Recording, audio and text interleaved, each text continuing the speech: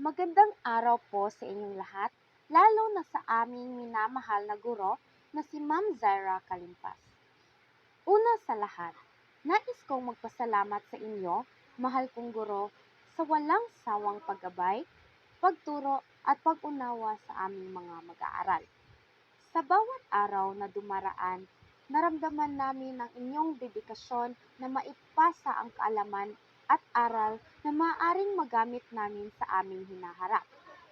Hindi biro ang iyong ginagawa, ang magturo sa amin, magtiyaga sa aming mga kahinaan, at higit sa lahat, ang unawain kami sa kabila ng aming mga pagkukulang. Sa inyong klase, may isang aralin na talagang tumatak sa akin, ang variety ng wika. Napakahalaga at napaka-interesante nito dahil ipinapakita nito kung gaano kayaman at ka-diverse ang ating wika.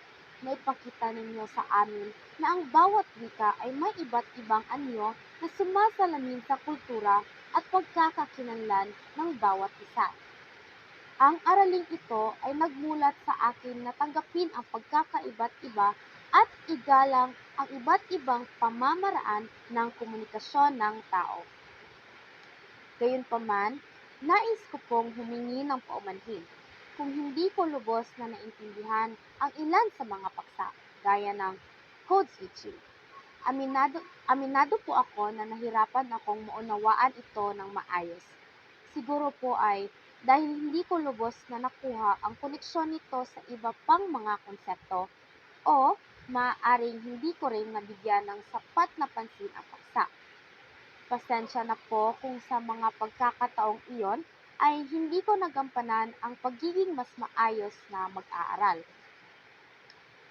Sa kabila ng lahat, patuloy po akong magpapakabuti at sisikaping paghusayin ang aking pag-aaral. Salamat po sa inyong pasensya at sa pagbibigay ng pagkakataon para sa aming mga pagkakamali upang kami matuto at umunlad. Naway patuloy kayong maging inspirasyon sa aming lahat at alam kong hindi namin malilimutan ang mga aral na iyong itinuturo. Hindi lamang sa akademya, kundi pati na rin sa buhay.